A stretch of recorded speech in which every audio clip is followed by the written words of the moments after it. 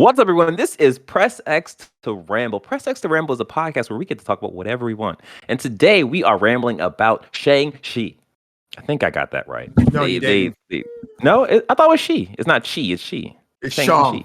Shang. You said Shang. It's Shang. Oh. Shang-Chi. Well, here's a I think disclaimer. we're still messing up either way, because that's I'm gonna tell you, y'all. As you can see, none of us is Asian, of Asian descent. And you should be able to see this because you should also be watching this on video because this is a primarily video podcast. So we're going to do our best with these names. And if we mess up, we apologize. No, we learned some East Asian languages. That's true. Not yeah. fluent. I took 3 years Japanese. And if these were Japanese names, I would probably still massacre them, but I'd be a little better off. But I didn't have a choice with Chinese, unfortunately. I'm sorry, or Mandarin. My bad. I'm sorry. Barely get English right, y'all. In 20 years, when China becomes an overwhelming world power that cannot be ignored, Mandarin and Cantonese will be languages, electives, in schools. That's true. Hopefully, we'll see if London will elect to learn Mandarin. Don't worry, you live in a good neighborhood. You go to good schools, you know. You barely get Spanish in Baltimore State public schools. All right, so let us. Oh wait, you know what? Before we do this, I got to do the housekeeping because housekeeping is important because housekeeping keeps the house. There is a new section on our website called Press. Actually, it's not called any. It's actually Press X for questions. You go to pressxtostarttv.com/questions, and there you can ask us whatever question you like, and we will take that question. We will read that question, and then we will decide where we will put that question to answer it. So do that. Other than that, we have a culture cast it was an impromptu culture cast about us talking about Martin Luther King being in Fortnite. Mm-hmm. So that's a video and audio product. So make sure you check that out on our webtube and on our webtube. Jesus. Make sure you check that out on. Thanks, Dad. You are now Dad. You know that you're Dad. Make sure you check that out on our YouTube channel, which you can access at pressxtostarttv.com/YouTube. And then listen to it on our audio podcast because that's what you should be doing as well. So do that. All right. Now with that done and the house being kept, let us talk about this movie. Douglas, what was your? We'll right now we'll do a. We're gonna spoil. You haven't introduced anyone. Oh my God. Oh, you know what? This being a ramble, this is what you should get used to, guys. I am DJ, aka Daddy Longlegs, aka Sexy Bad Choices, aka Did You Know? I don't really have anything for this. Avery is our resident comic book archive, so I don't have a Did You Know other than Shang-Chi was a Marvel movie. Oh, apparently this movie is set within the last Spider-Man movie. It's at that time frame. So this is before the Loki MCM stuff happens. So that's why there is no multiverse craziness happening here. You also probably shouldn't be expecting any multiverse craziness for a while. Okay. There you go. That's my Did You Know. Who else is here? Avery, what was that? Yes, my name is Avery. How you doing? Resident Marvel fan. I don't know. Biggest Marvel fan on this podcast. So let's just go with that. As you see, the Captain America, is that pillow? No, it's one of those. Shielding back.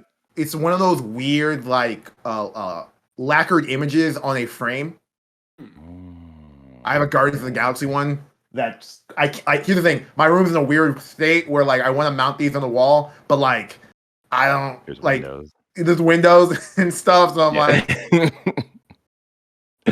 true that. And last up, I'm Douglas Nivens. I'm your very hardworking barrister at Baltimore. Oh yeah. So one thing I was able to get myself out of work commitments to actually go see this movie. I have lots of thoughts. And looking forward to share them with you guys. Bet. With that being said, and us actually being introduced, let us give our impressions of this movie. Douglas, you go first. So mention this is a spoiler-free section? No, we're spoiling everything. We're not even doing spoiler-free. It wide open. There we go. Yes. All right. I don't know. Hey, let's put some spit on it. So I greatly enjoyed this movie.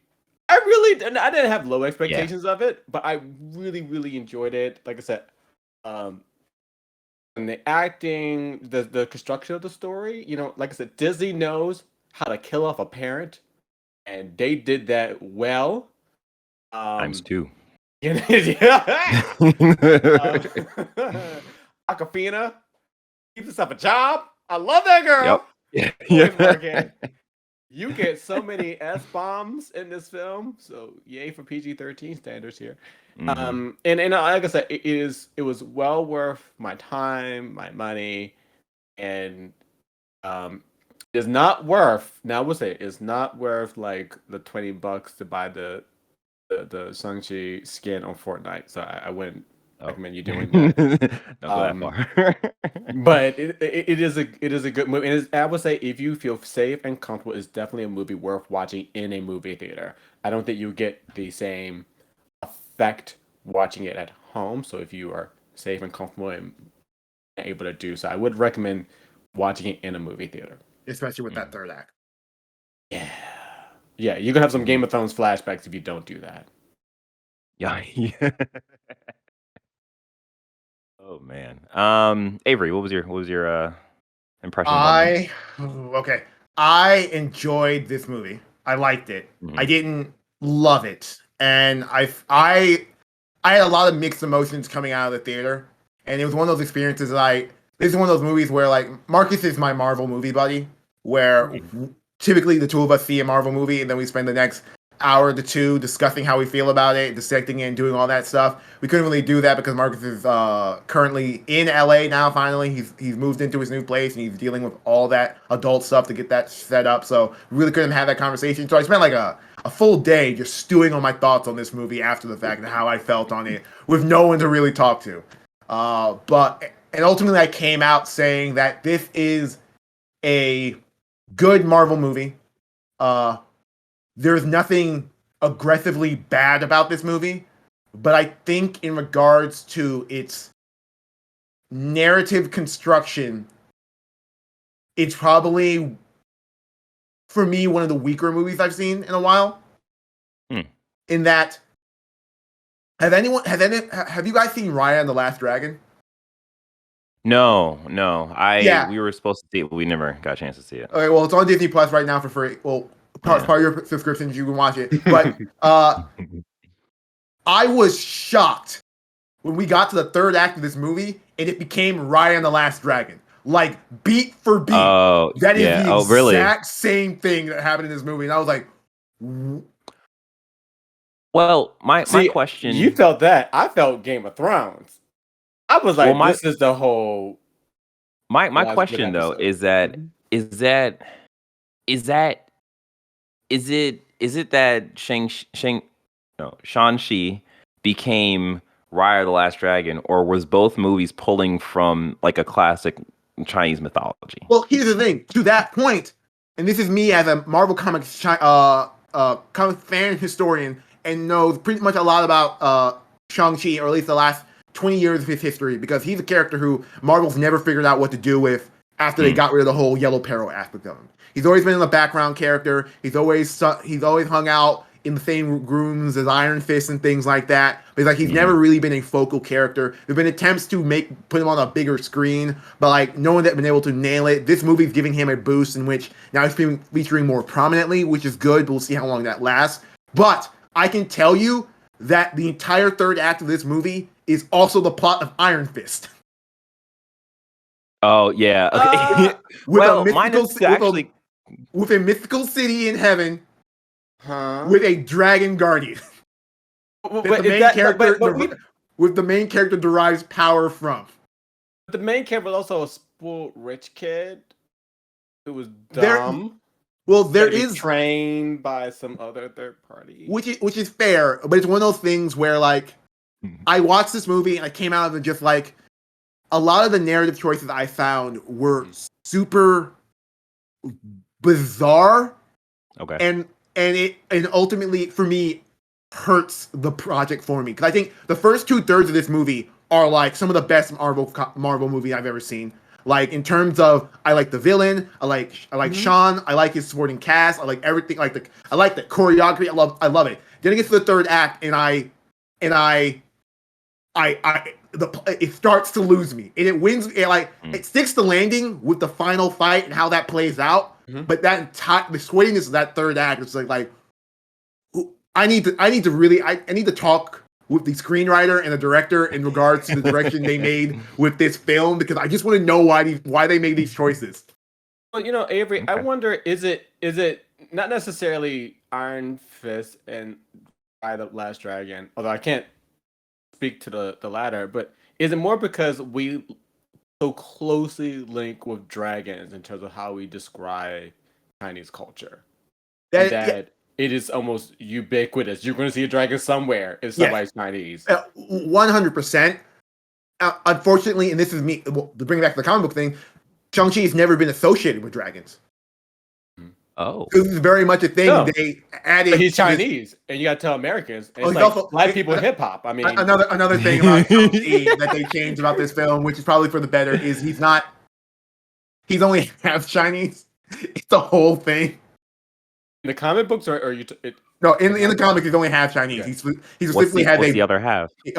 British white woman. And there's some really dumb eugenics bullshit involved in it. I'm just like, this is not cool. That may be a good choice for them to not do in a movie. Good choice they made. Good choice they made. Yeah, definitely. It's kind of like in what's it called? The other show, Invincible, where like, he's now biracial. Oh yeah. Oh, okay. So the people are, I think, deliberately making those choices to bring more diversity to the audiences, and I think that's a better thing to not get through. Yeah. So end my thoughts so DJs can go. I like the movie. I really had problems with its narrative construction and its third act. Okay. Yeah, just to go along with everyone saying, I absolutely love this movie. We're going to talk about our favorite moments, but the movie theater we went to had reclining seats, and the bus fight scene, I literally went to sit up and realized I was reclining, and I went through the painful and long process of holding the button so the recline part can go down slowly into the seat part, so I could sit up and just like be a part of that. I absolutely loved the fight choreo for this movie. It felt so much like Jackie Chan, and it almost, to me, it became like, this guy could become the new Jackie Chan. Like he moves so effortlessly, and yeah. So that's besides the point. In terms of the overall story that they tell, I love the story. I think there was one point where I watched the movie with my wife, and she turned to me.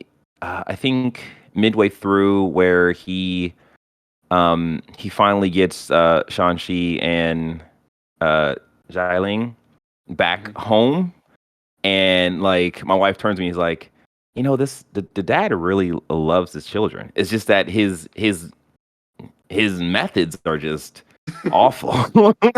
But it's just, well, he's I loved everything about old. So he's thinking about back in his day, this is how you supposed to raise kids. That's true. And I love the point where they actually got into the tallow. Is it tallow? Yes, tallow. Tallow, okay. And the old guy is talking to the dad, and dad's like, you shut up, young boy," or something. And it was like, oh, damn, that's right. Yeah, like I had such a great time watching this movie, and it was to actually sit in a theater and watch a movie, especially in this time. It was kind of weird, but it was weird for an unknown reason for me, because I turned to my wife and I was like, this movie's kind of loud. And it was one of those things where I'm not accustomed to a movie theater in the volume of the movie, that it just kind of caught me off guard. And it was just like, yeah, this is a movie theater experience. Like, this is, what you have to, whatever. Yeah, like I had a really good time with this movie. In terms of the narrative like construct to what Avery is saying, I don't really know.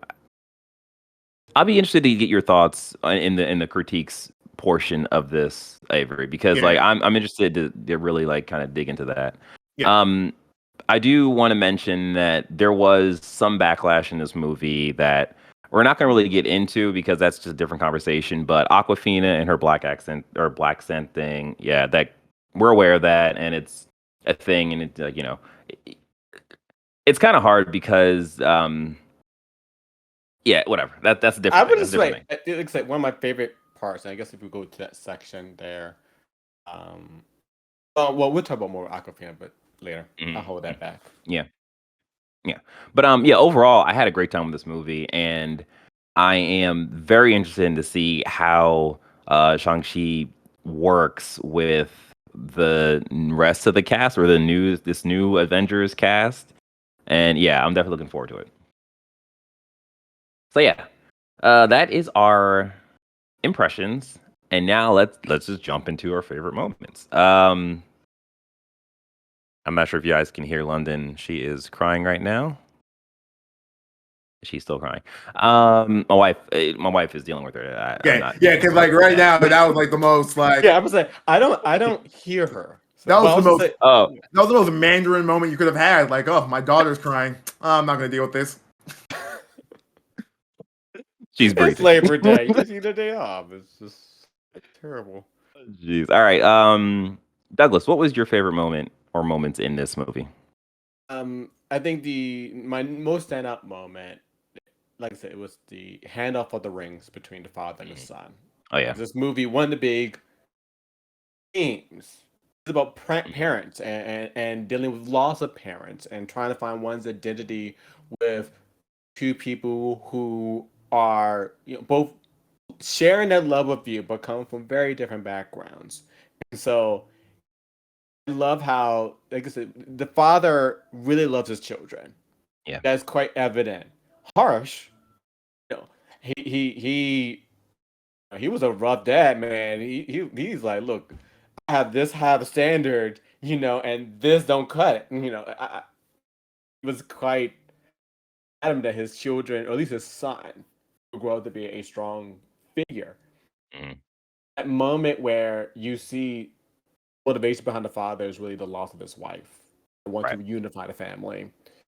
How the one moment when the father realizes that all that he's been doing was a lie, and that his son was right, and that the end is near, the soul sucking monster is about to cut this out, and he had that look, and the look at his son, and he's like, you know what, These are yours now. Yeah. yours. That And it was was dope. like, Disney know how to kill off parents, man. They know how to do it.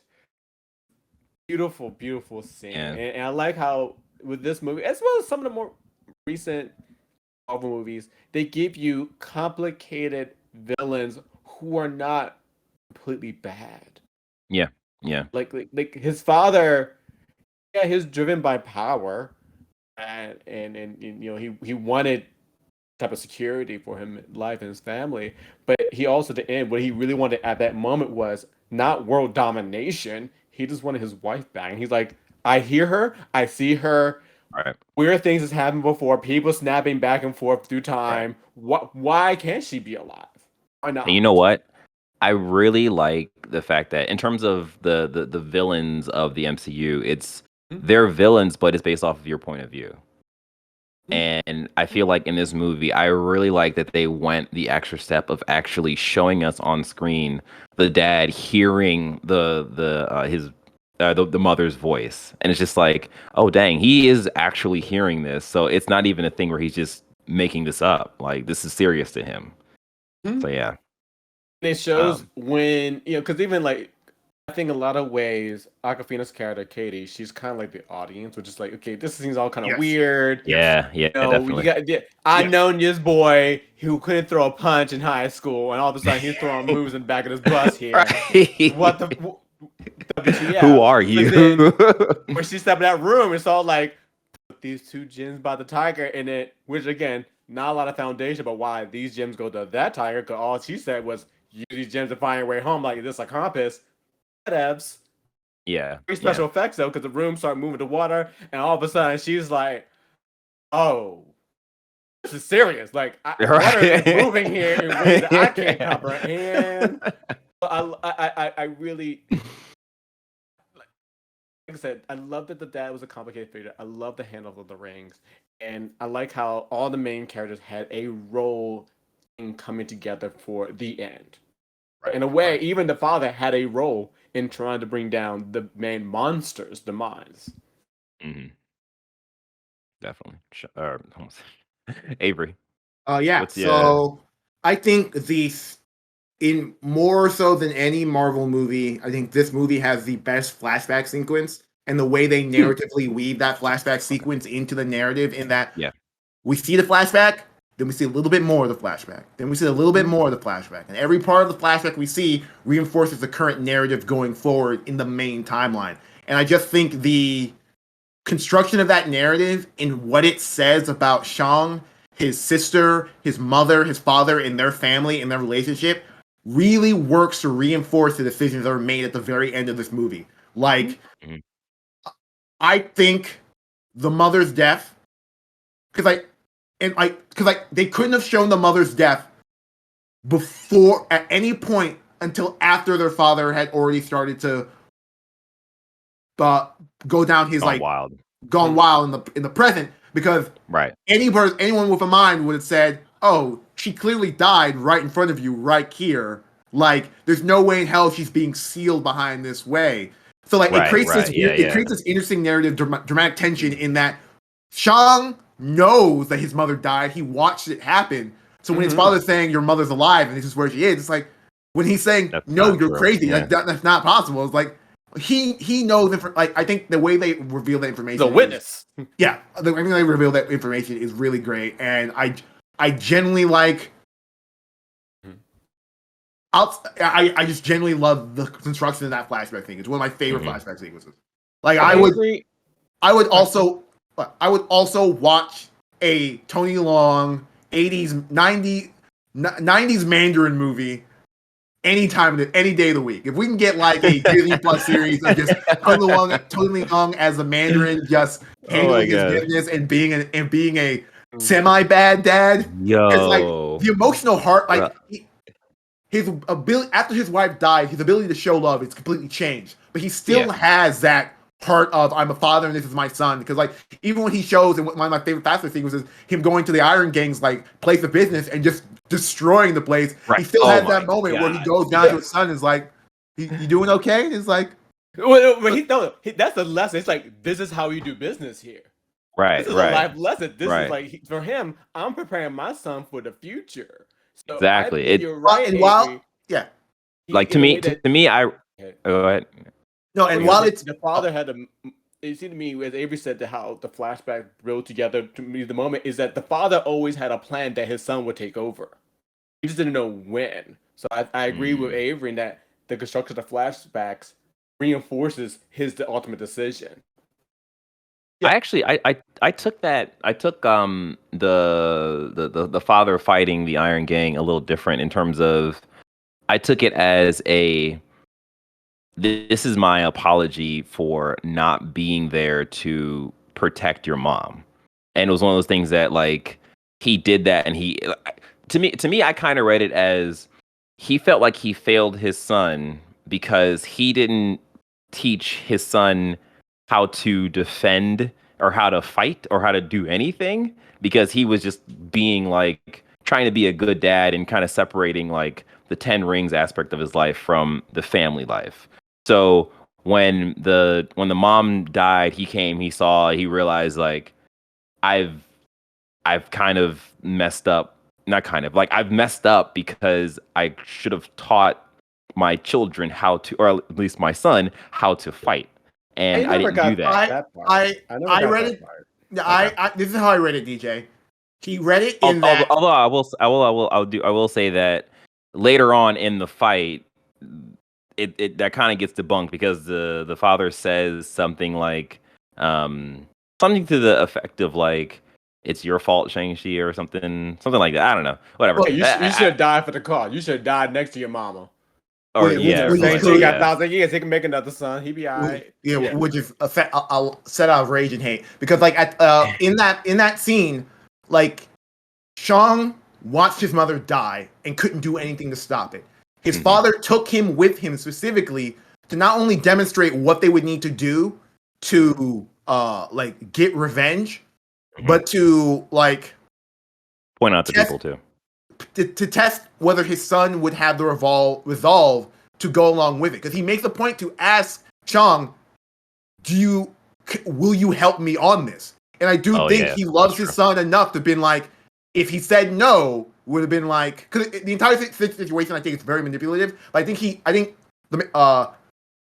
Wenwu loved his son enough, the father loved his son enough to be like, if he had said no at that moment, to been like, cool, I'm going to do this by myself. I took a different perspective. I don't think it has much to do with the son. I think I think he's very egocentric at that moment, which is about, you crossed a boundary. You another gang went into my home. And I'm going to teach my son, this is how we do business. This is the rules. I was too soft. You were there with your mom, trying to do all these little Tylo, dragon stuff here. Nah. We cutting people down right here, right now. This is what we do. So I always took it as not necessarily an apology, but this is a revenge trip. And he's couching in terms of eye for an eye. And whether or not his son joins him in that fight, I mean, at the time, his son's like 7 years old. So it's not really have much of a choice. If anything, it's more you got too soft. I got trained to be a fighter, and then when the opportunity came, he was 14. He's like, "Look, I trained to be the best. This is what we do." Yeah. So, I don't think it was like he was voluntold. It was a question, but not really a question. He asked him what to do, but it was a period at the end where it's like, "Oh, we're gonna kill him, right?" And his son did. Like, yeah, that's true. That's true. In terms of me, my favorite moment of did I just talk about oh no. I said that in the my favorite moment was the bus fight, because I think for me that was such a ground level, like, throw hands kind of a fight versus just like the end where it was more like magical, like energy CG stuff. Like I really love the stunt work. I really love the fight choreo, and the idea of, oh snap, the Razor Fist is cutting the bus in half. I'll just use that as a weapon essentially and push him over as like all that was great. I even love because I ended up watching a YouTube video where they like kind of talk about the movie and so on and so forth, and the detail that I'm pretty sure we all missed was the fact that Razor Fist actually got the pendant from him in the exchange of the blade being in between Shang-Chi's legs and going up or whatever. Like I just loved how that worked, and even there was, I noticed it in the movie and I was just like, oh, that's weird. But like one of the extras in the background where when they're fighting on the bus, the one of the bad guys, like, I guess, gets close to her and she does like an X or whatever, and it's just like, why is that the direction? Like, but I'm assuming that the take was so good they're just like, whatever, we'll just leave it in. Don't matter. But yeah, I had such a fun time with that. And then the second, DJ, I have a question. Yeah. Why would there's no real traffic on this long bus ride down this one street in San Francisco? Why would there no traffic? That's a great question. I'm like, y'all barely got a red light. She's up in here crashing stuff. I'm like, man, I wish our MTA bus moved this quickly. Right. But anyway. Last time I checked, I didn't think LA streets were like that, or California streets were like that. San Francisco. Or San Francisco, right? Yeah. I'm right there with you. I love that scene. I really did. And again, I agree with you. It was not CGI heavy, and I enjoyed that level of grit, the fight scene. Right. Although I do have my criticism I'll save later about pretty boys fighting, but I enjoyed that. And then the second favorite thing was the scaffolding, the bamboo scaffolding fight. That was the point where I really saw Shang-Chi as like Jackie Chan, and I was just like, oh, like he's literally doing some movements that is very much so Jackie Chan's like movement style. And like even when he went through the floorboard and he used the floorboard to like ping pong and hit the people, it's like, that's what Jackie Chan does. That's what he would do. So like I absolutely loved it. And like if you don't know me, if this is the first time you're hearing my voice or any of our voice, I am a big fight person or fighting scene person. Like I will, the entire movie could be trash. If the fighting scene is good, the movie's good to me. That's where I'm at. Okay. So It doesn't matter. It also explains DJ's taste in video games. Exactly. I'll tell you though, DJ. If the gameplay is good. I find it interesting. You saw Jackie Chan in that scene. What I saw, Mhm. which could also be related to Jackie Chan. I'm not going to doubt Mhm. that lineage or inspiration. One of my favorite movies is Bond Skyfall. And they too Okay, have yeah, a yeah. scene where there's like a silhouette, nighttime silhouette Mhm. in Macau, actually. Yeah. Gameplay, Yeah, where they're sure, yeah. fighting and you see the silhouette. I saw that come to life as well. I was like, this Yeah, is okay. That's what's up. All right. With that being said, let's get into the critiques of the movie. Douglas, you go first again. pretty boy fighting.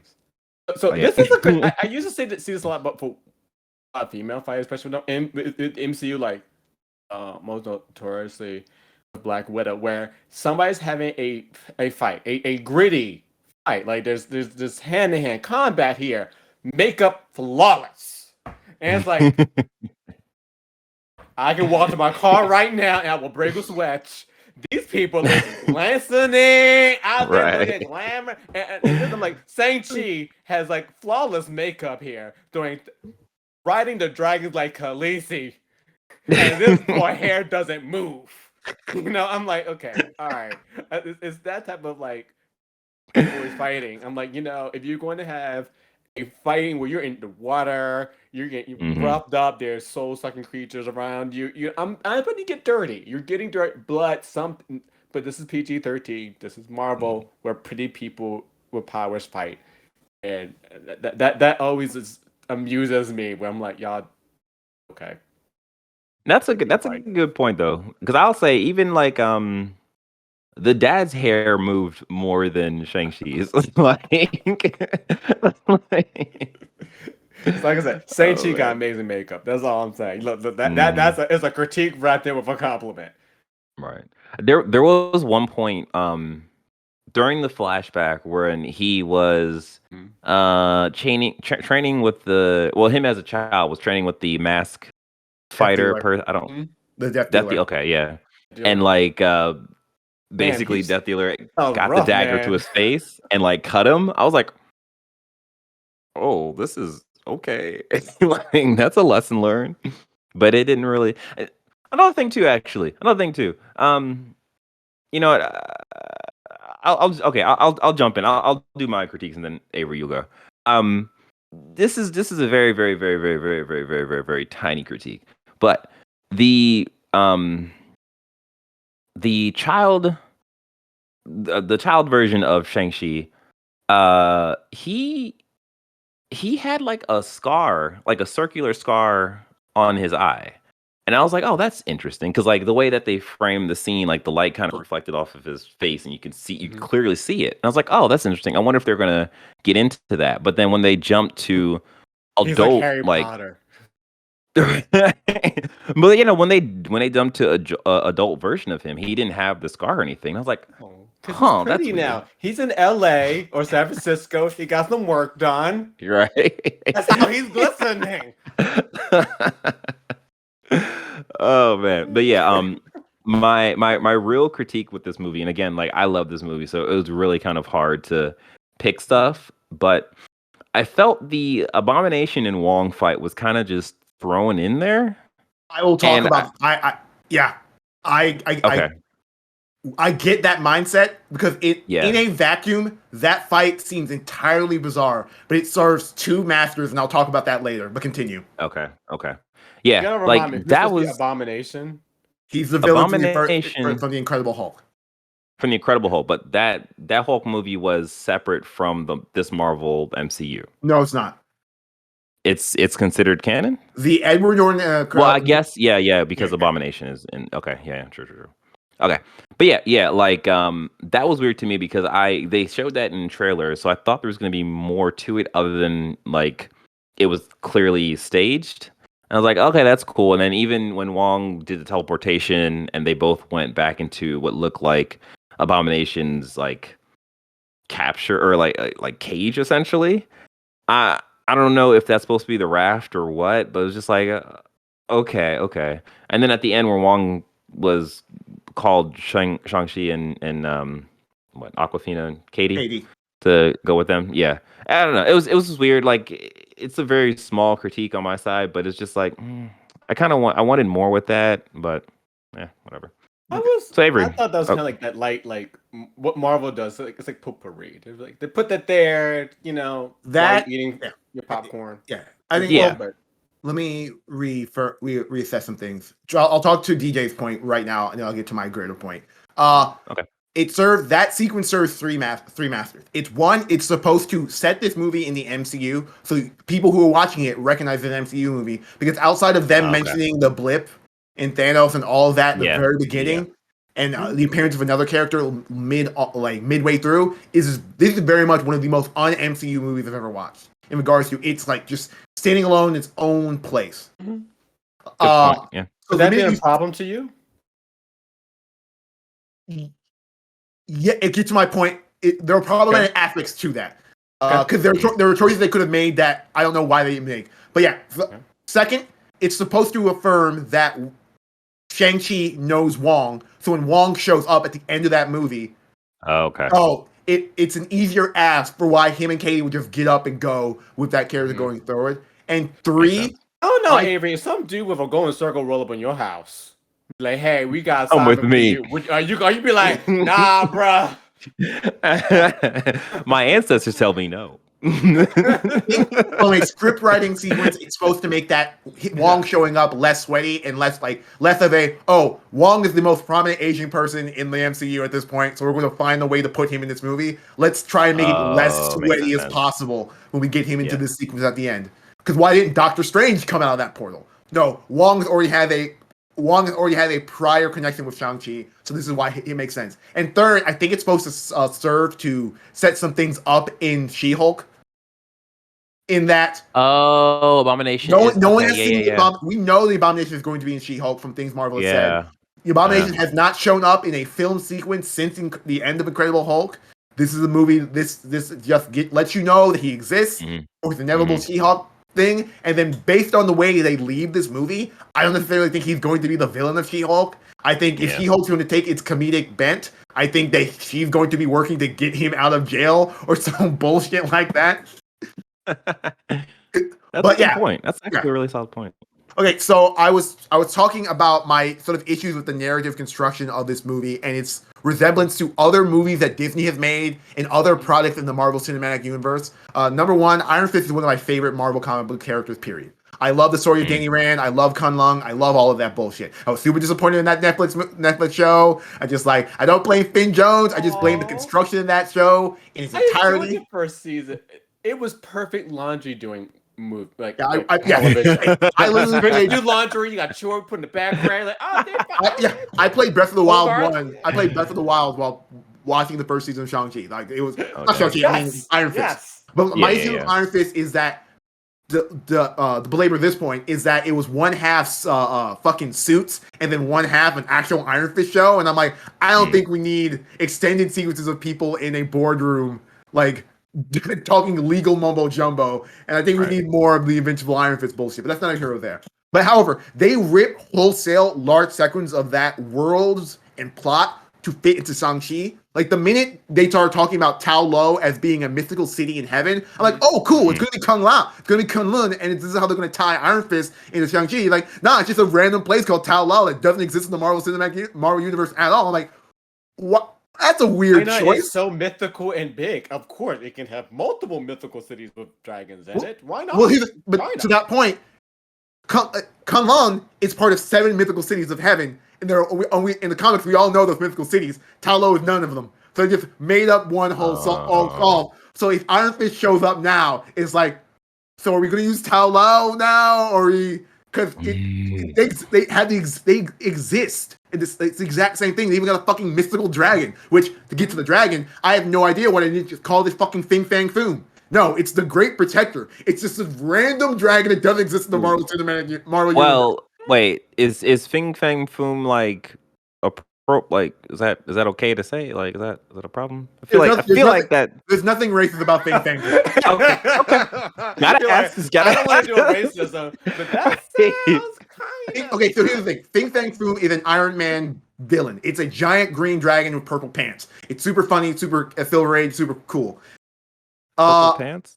Considering the Iron Man franchise is in a children can't see those parts. We gotta keep it PG. considering that one of the things Shang-Chi did was it welded the Mandarin from Iron Man to the Fu Manchu yellow peril of the actual Shang-Chi mythos. Like, I just don't understand why it's just a random dragon and not Fing Fang Foom. Like that's just an insane narrative decision to me. And then like, so I talked about how Okay. I talked about how so the Iron Fist stuff bothers me, and the Fing Fang Foom stuff bothers me. But I talked about how I just dislike the third act of this movie and find it super sweaty. And like I could see the scriptwriter justifying decisions for this final movie because like the movie was perfect when it was a story about a crazy father who loved his son and his son who was defying him. And then suddenly there's a super grand scale cosmic level evil that they all have to get together to fight. And I'm like, you didn't need this. So you felt like that was you felt that was a leap?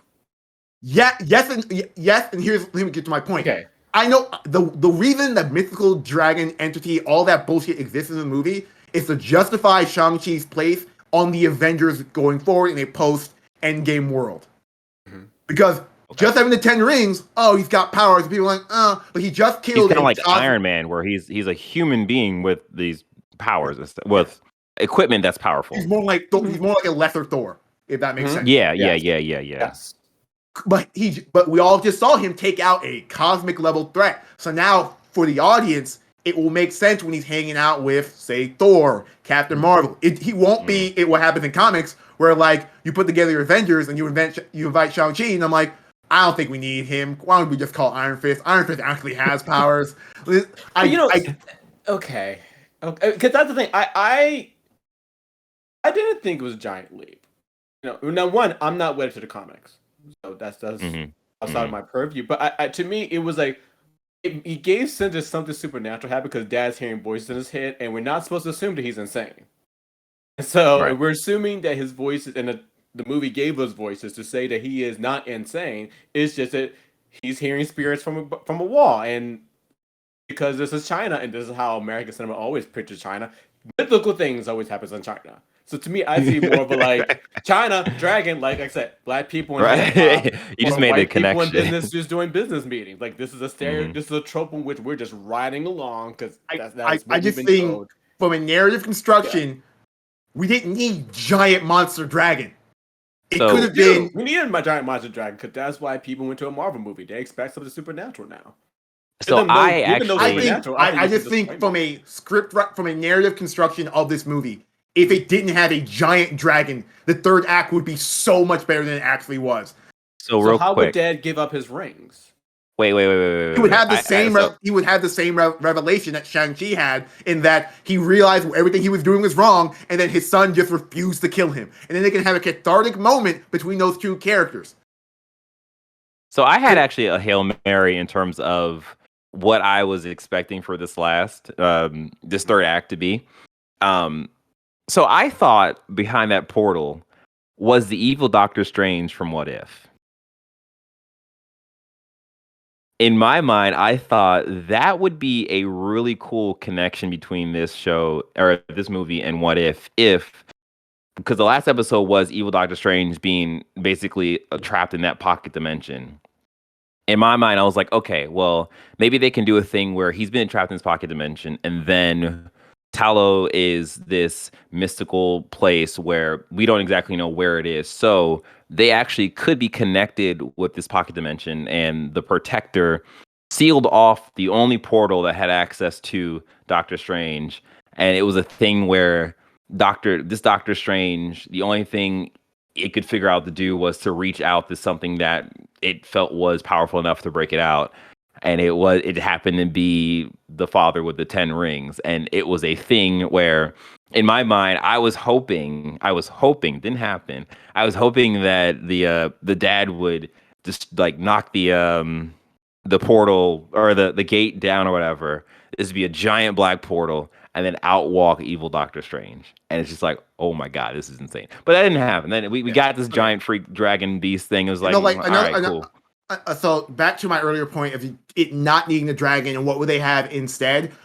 Mhm. Implicitly, I don't like the narrative conceit that he was hearing the monster from Tao Lao was reaching out to this guy from wherever he was and just putting that shit in his head. Oh man, they got Three-dimension. 6G. They're beyond 5G. That's how good Yeah. those spirits are. It would have narratively worked better to me if whatever was in there was tied to the actual rings. And that's okay. that's That the would have reason, been interesting. That's the reason why I heard it, and that's the why rings are a curse. yes, Yeah. it's just I That makes sense. I actually thought like that was like it had a connection to the rings in that way, but the way that they explained it in the movie was like, I guess not. No. yeah. And then Why like, didn't it reach out I to was like? chilling with this. I mean, because I feel like you need something powerful enough to give the father to sacrifice the ring. Because like he's been going for 1,000 Mhm. years. He really don't need his son and daughter. He really That's true. doesn't. He can make new ones. well, I think, Just like I think Omni-Man. that comes to our interpretations of the Wenwu character. I think that's what gets to the interpretation of the Wenwu character. Because like for me, in that cathartic moment that I was hoping for, he keeps talking about bringing his family together. It's a big part of why he's doing this. Like even when his children defy him, he doesn't kill them, get rid of them. Like, oh, I'm 1,000 years old. He just puts them away and tells them, when your mom comes, we'll be together. That's all he's thinking about. So I wanted him to get to that moment where he realized that he was wrong and that the length he was going to, like I at a certain point he murders Shang to get to this moment. And then when like the moment revealed not to happen, I think narratively would have been a very cathartic moment for him to just drop the rings as a curse in his life and move forward. In fact, True. I think in regards to a threat that they could have had the third act, it should have been the Death Dealer. This mass figure who's just kind of in the background, who could have easily been a greater threat involved in the greater plot. Instead of, in the last third of this movie, there's just a random monster that just happens to be in this movie. I will say though that I think in a way what you're saying makes sense because, well, okay. I think in terms of what happened, or at least how I read what happened at the end, he was trying to bring the family together by freeing her from behind this gate. So he thought he was in the right to do what he did up until this point. And once he opened the gate, because I guess, of course, he was so blinded by his objective, he missed the soul suckers coming out from this top and everywhere else. So he was just focused on opening this gate to get mom back. He's a mission-driven man. Right. I think that stuff kind of did happen in terms of him realizing his mistakes. I think it was very obvious when they showed Shangshi do the Tai Chi movements to counter his attack that they did the exact same framing of the shot to show when the dad was fighting the mom, and it was like very much so like this, like my son is very much a reflection of the one that I want the most. And I think, you know, they just happened to do it where he was getting his soul sucked from him, where he's just like, you are literally you are basically a reflection of this person that I wanted like back, essentially. And it's like, I messed up because I didn't see that. So this is my gift before I die. My gift or my power, essentially my power to you. Like that's how I kind of read it. Although I will say though, I think if the third act was centered more around them and not the giant flying monster, like I would enjoy that too. Yeah.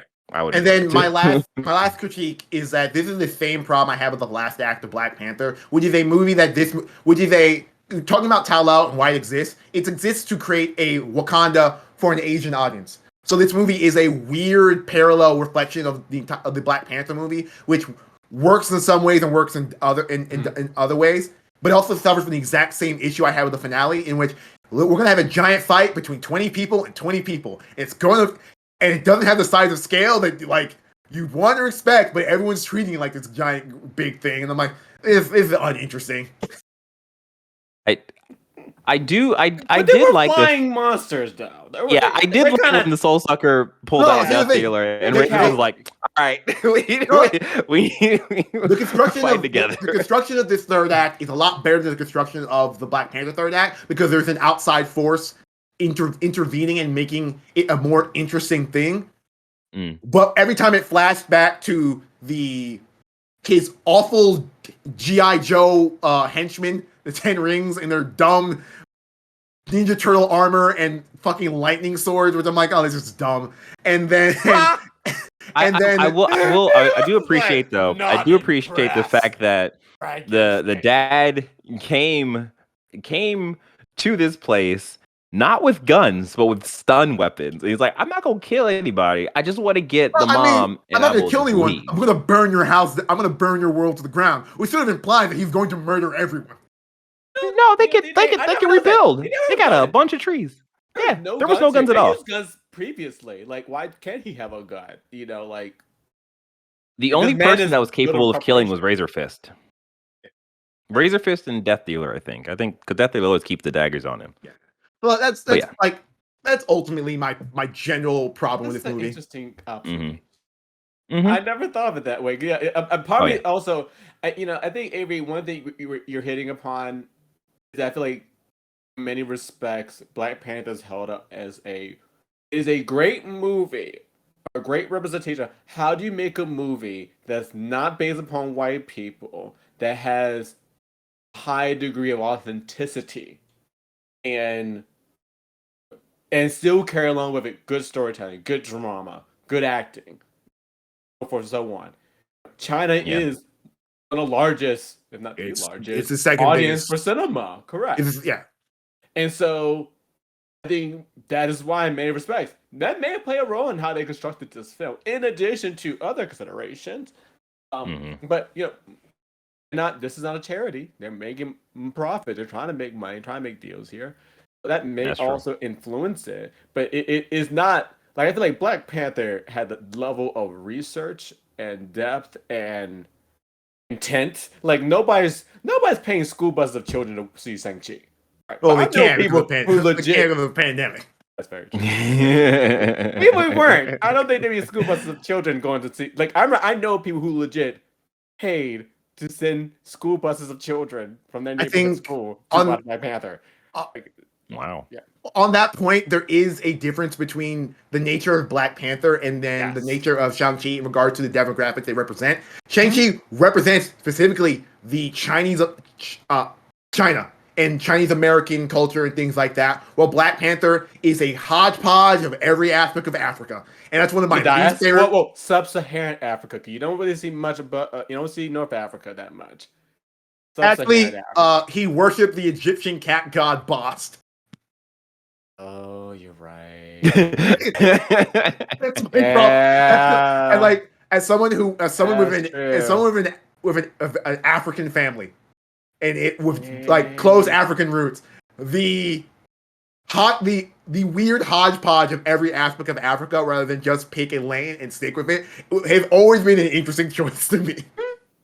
Because that's because I think they were trying to intently make Black Panther representative of the diaspora.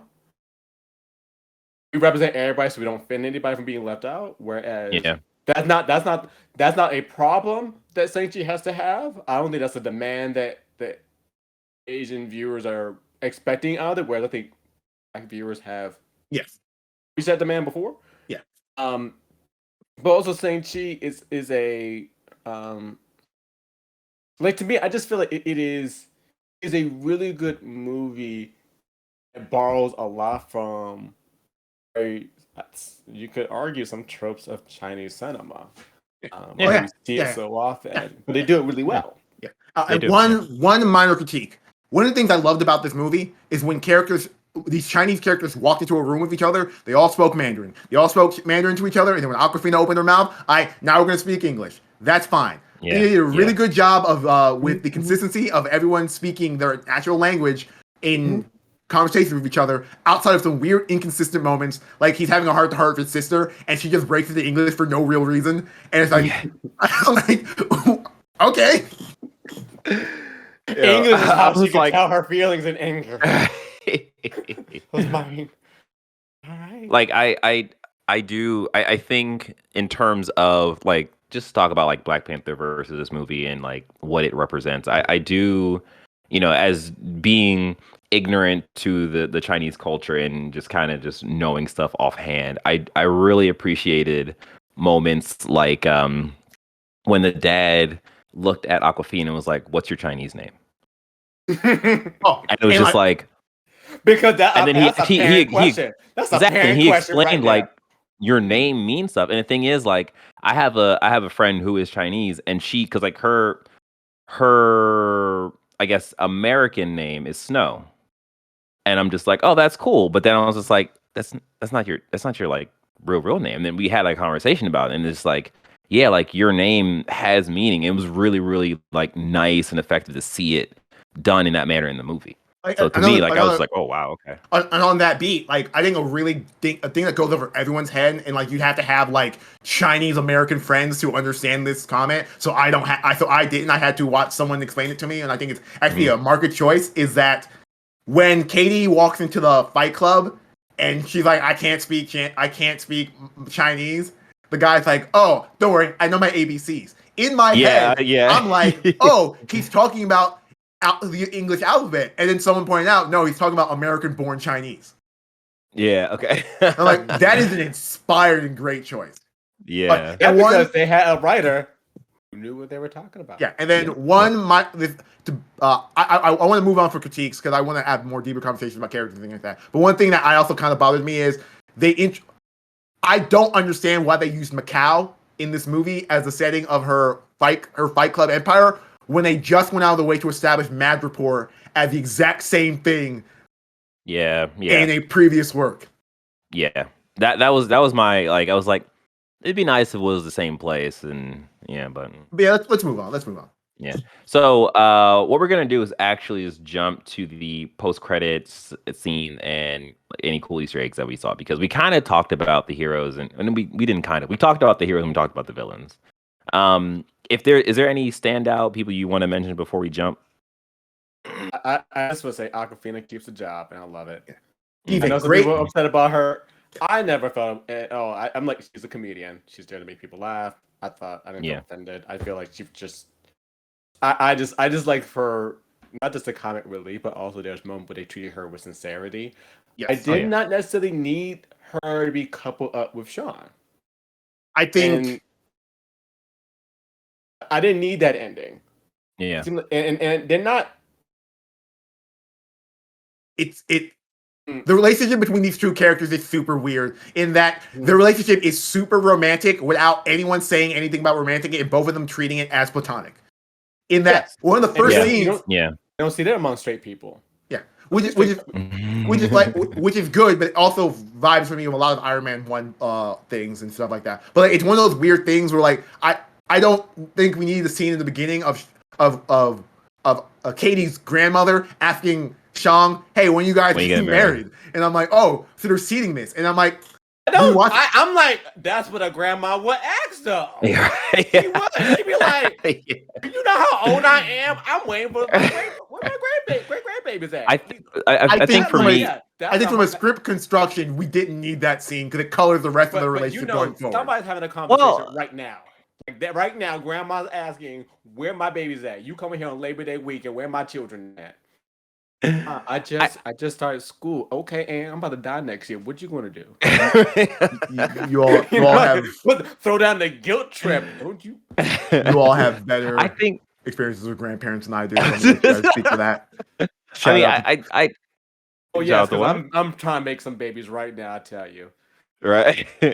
I will say though, like I got the sense that like, to me, that the grandma asking like when you guys get married makes sense because you find out that like Katie knew Shangshi knew Sean for 10 years, and it's just like they grew up together. So it is very much so like they have this relationship, and it is one of those things where they probably treated it platonically, but then everyone else around is like, you guys are together all the time. You work together. They literally end the movie walking out arms linked together.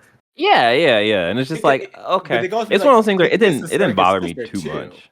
Like I'm like, they've been some people time that you're so close, you're like siblings. Although one weird thing, they never really explained this. How did he get America? Who raised him? How did he get enrolled in school? I'm like, how did he disappeared. I also had that thought, but in my head it was like, okay, his dad did not send him to America with no money, and his dad also was. Wait, did he go to America though? Like, I don't think the movie was clear on where he was going, other than I found that guy. I need to go get that guy. I didn't know the destination of that. Well, that's fair, but I don't think his dad sent him there broke. So regardless of where he ended up, I think it was reasonable that he'd have the cash reserves to start up a new life there. He was how 13. He avoided what cash reserves? Does he have an ATM card? Like I'm like his dad was a secret organization. He doesn't have money in a bank.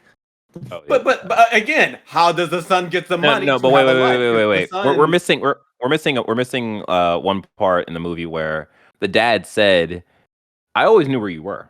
He gave him 10 years to live in life. So that's what happened. I definitely think he went over there and he was like, all right, well, he's not going to come back. I'll make sure he's like surviving. I think the son know that? Son was like, no, he assumed he'd how did my sister get my address? You know, we're starting the story as if he's been living incognito. He don't even know where his sister lives at. He just gets his car and he's like, well, she found me somehow. Like, the subjective understanding we have of Sean's character is that he left this world. He kind of ran away, which we don't really dwell a whole lot on. Than this, I mean, this is not like an Avatar. Like, I banished my son. It's like, no, he left. He did the mission though. He did his job. He fulfilled the obligation, and then left. And while Dad knew where he was, I don't know if the son knew where Dad is. It seemed like the son had absolutely no contact with his father, and definitely had no contact with his sister. Yeah, that's why she angry. Right. But yeah, But I read that scene in that he was given resources to complete his mission. He completed his mission and just went off. The only thing that I can't figure out is how he was able to be a 14-year-old boy, enroll in school incognito, and have no one ask questions. That's the only thing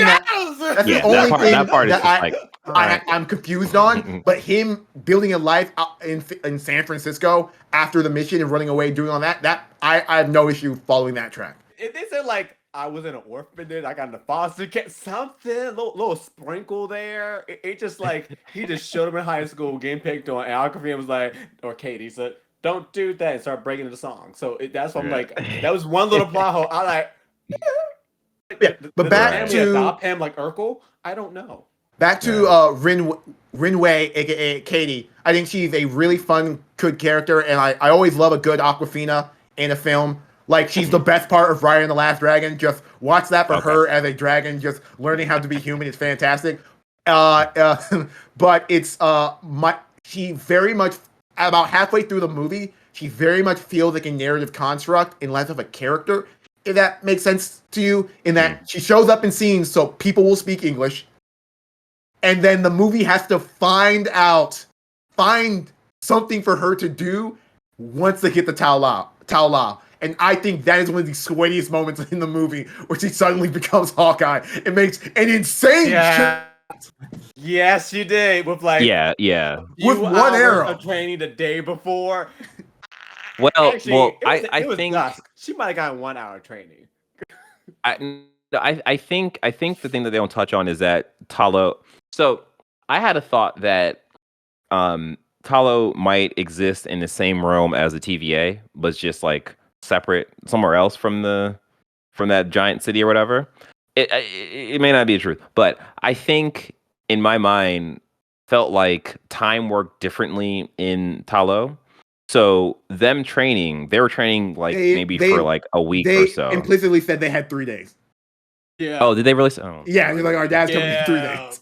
Well, no. Yeah, no. They said that dad's coming in 3 days, but I just think that the time worked differently in Talo. It's not like 1-to-1 with. Assumption. It's not to me. They were fans. That assumption doesn't work for me based on their aunt showing up at that age. She shows up at an age to be at par with what age their mother would be narratively. Oh, that's a good point. Yeah, you're right. Only the dad maintained his youthful. He ages differently. But everybody else. But yeah. I also love that. This is just a side thing. I love the whole rings I don't age thing, and so they didn't have to de-age Tony Leung at any point in the movie. Thank God. Yeah. It was just He's just a 50-something-year-old Chinese gentleman just The going entire about his life. Finally see another movie of Samuel Jackson trying to play himself from 20 years ago. I'm gonna scream. He did that. He did it for Captain Marvel. He did it with the Prodigy, and it's like, dude. Yeah. And I know how you look in the 90s. I saw it Coming to America. Yeah. And then on that, talking about characters, I love Wenwu, the Mandarin. He's my favorite part of this movie. I love this man's casual supervillain drip is insane. Like when he showed up in that linen white suit that was kind of like a gi, I was like, who designed this man's wardrobe? I think this man's insane. I think the effects and use of the 10 rings are such a cool thing. I love that he is like, I was one of those people who were like, this is an inspired choice from actual rings on his finger to Chinese martial arts Hungar iron rings as a weapon. I'm like, that was an inspired choice. It made me ignore the fact that he lost all these cool, interesting powers he could have had, but just the martial arts potential of them were great. I think I love the complexity of that character in that he's 100% a villain, but like you 100% sympathize with him. There are rare. It's rare we get a Marvel character with this level of complexity, and I'm like, I really loved everything about him. Like I said, I would watch '90s him walking around China just solving problems. He's a good 1970s father. Yeah, he beat them kids. Yeah, of course. There was no timeout. There was no timeout with weapons. All right. Let's jump to the. He watched his son get beat. He didn't beat his son. He watched his son get beat. Oh, he beat his son. Like, why are you crying at night? I'm just saying, as someone who was beat as a child, at no point did my parents dress my wounds after they beat the shit out of me. Oh, they were like, baby, it hurts me a lot more than it hurts you. It's like, but you got the belt in your hand and the buckle end is out. You might be tired. That's about it. But yeah, let's jump to the post-credit stuff. So we got 2 post-credit scenes. The first scene was Wong requesting that Shangshi and Katie come with him. Then you get a scene where Wong is with the holographic version of Captain Marvel and Hulk, who is Bruce in Banner. a sling. Bruce Banner. Yeah, you're right. Yep. In a sling. And he looks much older now as well. That's interesting as well. Mid-50s. Yeah, right. He's getting older. They open up the we get a zoom in of one of the rings, and Wong is talking about how, ever since Shang-Chi used the rings, they felt it where they were, and it was weird. So he called. Yeah, right. Yeah. So he called him over so he can examine rings, open rings, and you see that when you zoom in, there is a beacon happening, and he's like, we don't know who this beacon is. We don't know what this beacon is calling. So my question is, what is that beacon calling? Because we know Eternals is a thing. Yes. I have an idea. What's your idea? The movies implicitly don't talk about the origin of the 10 rings. They talk about him finding it, him either stealing it or recovering it from a meteor. In the comics, they are called the Makluan rings, and they're implicitly alien weapons of power. Right. So I'm assuming that if they're going purely on the comics, which they've clearly ignored a lot in the construction of this film, they're calling to the Makluan, who are probably just an alien race or whatever. If they're trying to do some MCU comic wielding,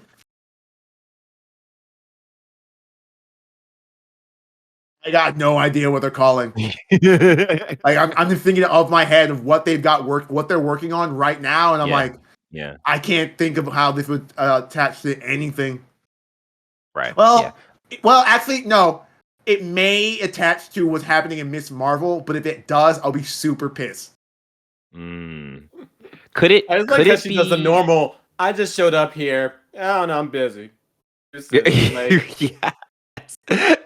When Miss Marvel, I'm like, did you have to show up in the first place?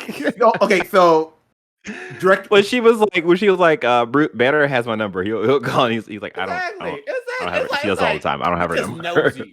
I'm like, she just nosy. Down on nine. She want to know what the information is. She's going to leave and talk about somebody else. Mm-hmm. Yeah. So she's in this movie for one reason. Is because she's in this director's all his other movies. So this was hey, you're also in the MCU. You're also in all my other movies. Can you do a cameo in this movie with me?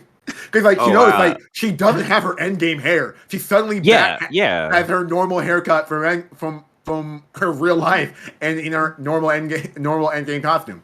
Yeah. Mhm. I thought that, like, oh, that's the first thing I noticed. I was like, wait a minute, is this a possibility that this all has been like an alternate universe and this is actually MCM stuff? But that was You're debunked. reading into But this yeah. MCM stuff too hard, DJ. Oh, I know. It's still the MCU until further notice. And then the Bruce Well, that Banner was the first scene. situation. Then the second scene we have. Oh yeah. Go ahead. Well, the Bruce Banner situation is them saving on budget when he shows up in She-Hulk. Okay. Good point.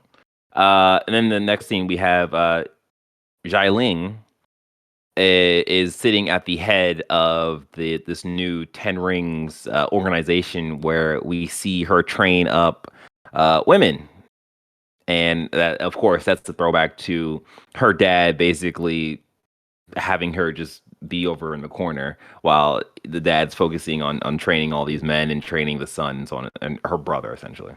But yeah, I looked at that and I was like, huh, that's an interesting thing that we have going on now, especially when you look at Black Widow. The end of that, you have these widows that are out there doing stuff. So I don't know if it's going to be a thing where they like clash or they meet and they become the Ten Rings Well, widows or the widows. that's and Ten interesting Rings. considering a Black Widow does show up in this movie in the Fight Club Yep. sequence, Yep. fighting one Yep. of the extremist soldiers from Iron Man 3. So Yeah. there might be At some first, weight. I thought that guy was a mutant. I was like, oh my god, is that a first X-Men? And then like it was debunked. So, yeah. But yeah.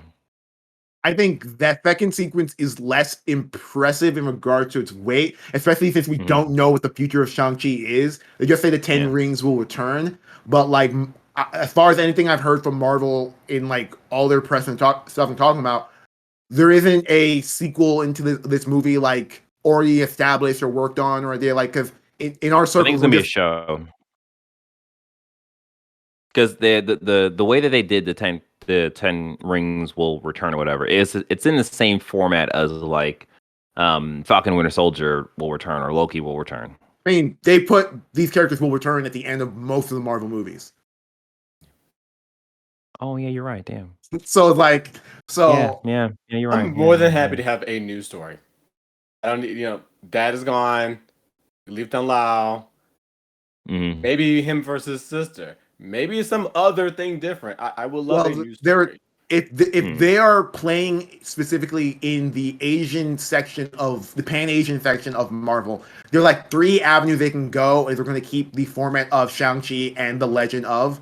There is Shang-Chi and the Legend of Atlas, which would be them bringing characters from this series called the Agents of Atlas, which is led by Jimmy Woo, who is already in the MCU as a character, and they've already started to show him more and more, which would be interesting. It also ties in more with mythical dragons and stuff, so like I think you can do that.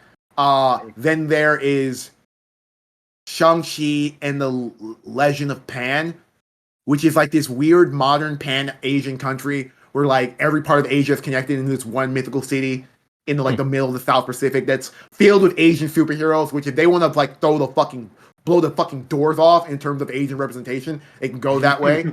And then the final one is what me and Marcus have been talking about for years, and this movie kind of makes kind of difficult because there's a little swayiness that they have to get around to ignore the similarities of narrative, is Shang-Chi and the Legend of the Iron Fist, which is like would be one, it would rescue the character of Danny Rand from his Netflix bullshit. Right. And 2, give him finally the weight and worth in terms of representation of the character. And I'll be super interested.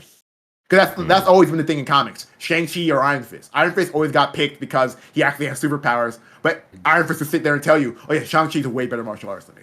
I just can punch really hard.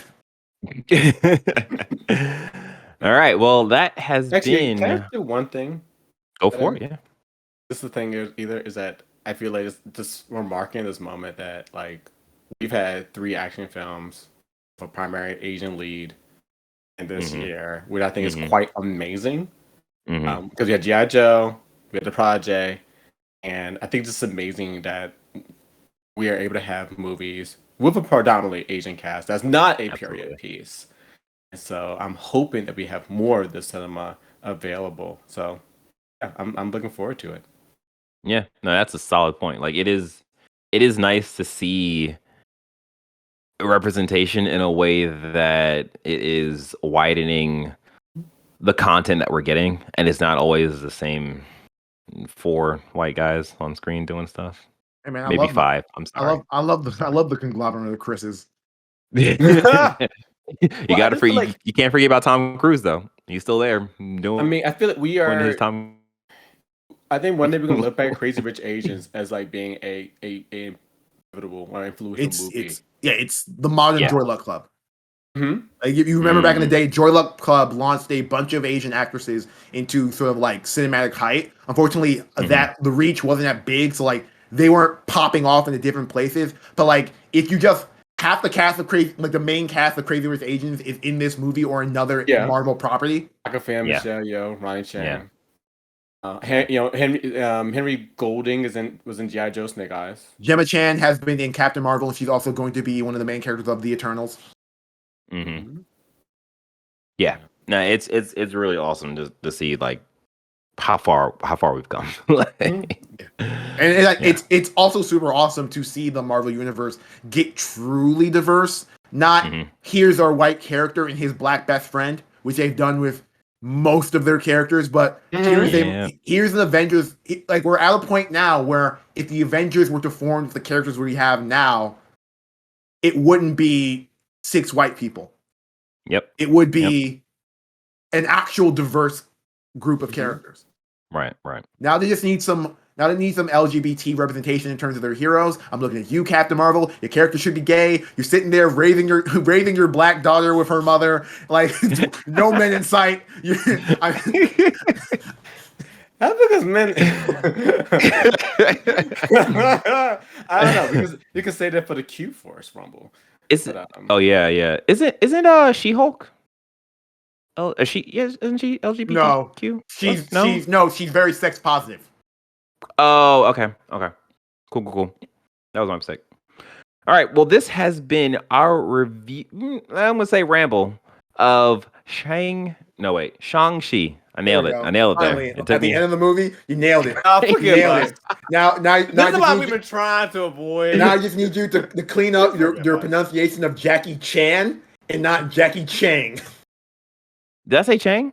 You've added a G at the end of his name every time you've mentioned it. Ah, yeah, yeah. Just pretend that I was saying Jackie Chan instead of versus Jackie Chang.